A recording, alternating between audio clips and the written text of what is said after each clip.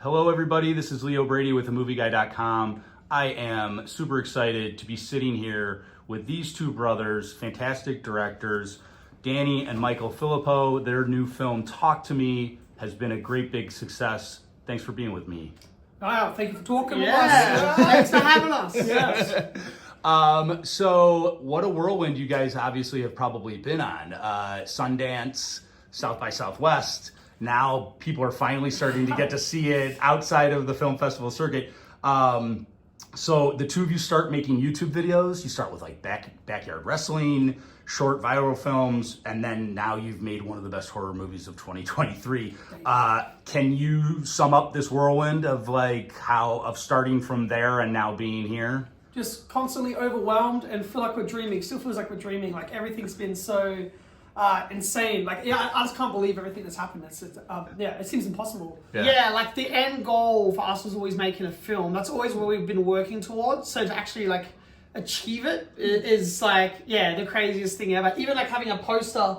Like I can't wait to frame this in the house, you know? It's so awesome. Yeah, it was always my dream was to go into a cinema and see our poster on the wall when it happened, and it's like, man, it's so crazy. Right, to see it up on the marquee and and honestly there's been great response. Now you two grew up in South Australia, is that correct? And it's always been you two together, but like for both of you, has it been a growing process of understanding the directing process of how you two are going to interact together, right? It's like you're brothers, you love each other, you've been growing up together your whole life, but like now being directors for, real movies, or, not that YouTube videos are not real movies in some ways, but this is like backed by A24, all of that. So what did you guys have to sort of like map out, like, hey, you handle this, I'll handle this? Well, we already had like a specific way of that we worked on our YouTube videos. Yeah. And we pretty much carried that into the feature film process as well. Which is like I'm the main voice on set, Mark will look at secondary things. I'll do a rough cut of the film and we'll do YouTube videos, and he'd do a fine cut, he'd do sound effects and music, I'd do VFX and color grade. Like I'd focus on those elements, he'd focus on those, and we sort of did that and like focused on those elements of the film as well.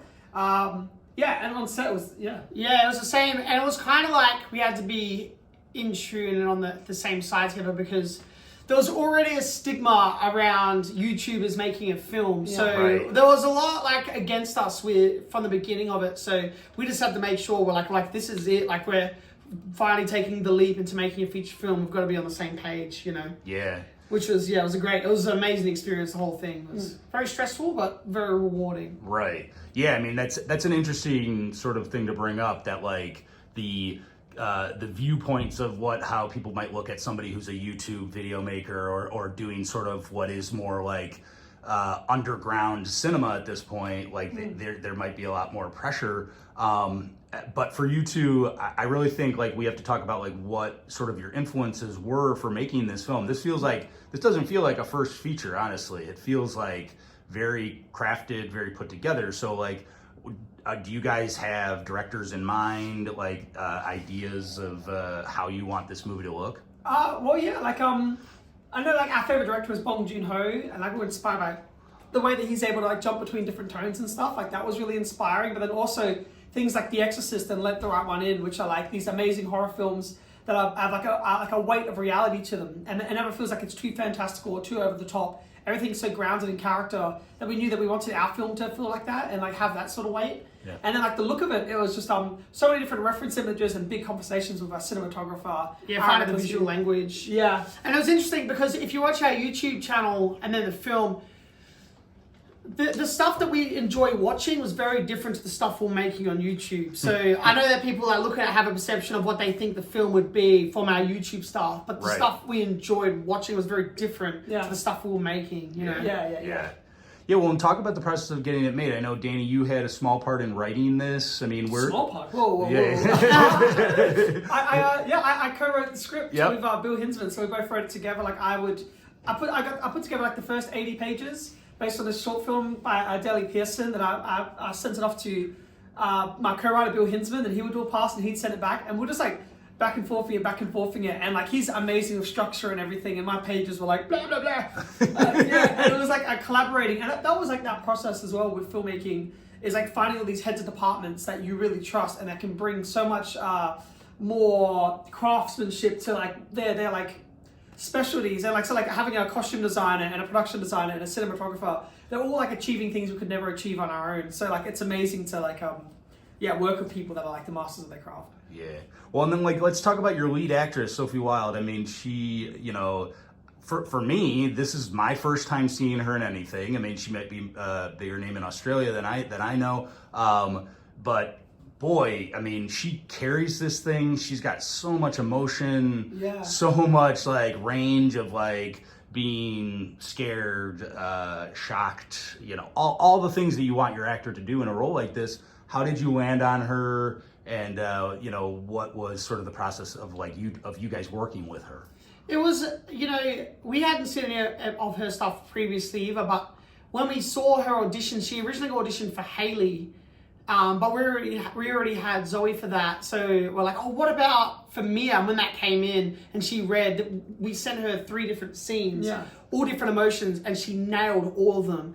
And it's like, she was just amazing to watch. Like, I'm like, oh my God, this is it. This is it. And, you know, some of the investors, we lost $1 million out of the budget for casting her. But, you know, for us, that was a small price to pay because she is unbelievable. And you feel it. And there was no bad takes of Sophie. And she can navigate every single, you know, the subtleties of every single emotion with such authenticity that we had to use her, like, and it was amazing seeing, even like editing her. It's like you never had to cut around Sophie or anything like that. Right. She's just so magnetic and amazing. And then even like because we lost that part of the budget, like hats off to our producer Samantha Jennings at Causeway, because like we had to reinvest our fees to like make up the budget, try and make the budget back to have her, and then like our producer did the same thing. So we're all just super invested in her and super invested in the film and like believed in her more than anything. And if this film like helps present it to the world, then I feel so happy because she's so talented. Yeah. She's only a star, I think. Yeah, I do too. I mean, she is really just can't take your eyes off of her, and she's just like she takes you through like the roller coaster of what the movie is, you know, doing to you. Honestly, like I want to get like behind the scenes a little bit here. One of my favorite scenes of the year is this sort of montage scene you guys put together of these teenagers and you know, friends hanging out in a room, doing the possession stuff, holding the hand, going through this whole process. Yeah. That is like one of the best scenes of 2023. It's just so like energetic and like it is really a great centerpiece. Talk about like filming that whole sequence. Was that just like one big party, like let's do this, or did it take a lot of like time to make sure you get it right? No, so we wanted to have this montage scene to show the lure of the hand, you know, and it was, you know, we had listened to over 1,000 songs trying to find the right theme for it, and then when we found the remix of Edith Piaf, it was perfect. Yeah. There was so much to shoot that day because it was such a short shoot. We had 50 setups in the montage sequence we wanted to get, and we had 2 hours to shoot that scene. And the first AD said, it's mathematically impossible to get all these shots. And then we're just like, let us control the set for these 2 hours, you know? We had 2 cameras, we had a boombox, and we just played the music, and we were just riffing with the action, with the actors and yelling at the crew, get the gym in, you know, like, and like there was this energy in the room that was electric, and we got all this amazing footage. There's so much as well that we shot that isn't in the montage scene that I'd love to show at some point because we got some real magic that day. And I think that scene has energy to it because there's that energy happening behind the camera. I think you can feel how much fun everyone's actually having. So it's like a genuine, amazing, like... Our producer had to like pull us aside after we finished that scene. She's like, this is not how a feature film set is normally run. But like, this is not how you run a film set. We literally like a car hit that thing and it blew up and we were just like... There's like beauty in the chaos. Yeah, well, I was gonna say, and it's got to help you guys like sort of create a family environment, right? Oh my God, everybody, your entire cast has to be like, I love just being with these guys and being with this crew, right? I mean, that was the initial goal, right? Yeah, exactly. It was so much fun, man. Like, every day of production was like heaven, and everything was like, it was stressful, but like just so much fun. Like we couldn't believe, even when we were like doing our pre-production and we were just like starting to like do camera tests with Sophie, and we were looking back at the footage together. And we were just so giddy because like, oh my God, we're making a movie. Like, what the hell? Like, it was like, seriously, it was heaven.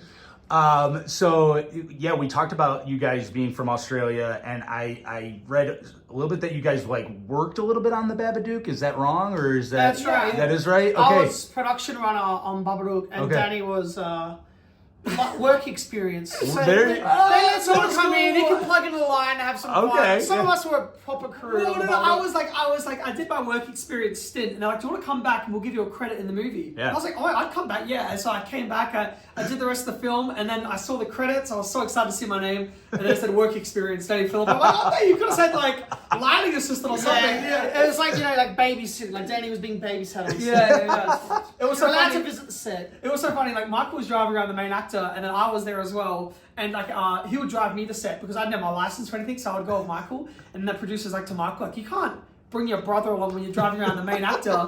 And so like we had to like hide me in the boot to like get me to set. So like there was a time where I like went and hid in the back. He put blankets over me. Essie Davis came into the car, sat down, and Michael texted me and he wrote, "Keep your head down or I'll fucking slaughter you." And then he accidentally sent it to the producer. That was not meant for you. And she's like, "Is that right?" I'm like, "Oh my god!" And I tried to ring her, and she didn't answer.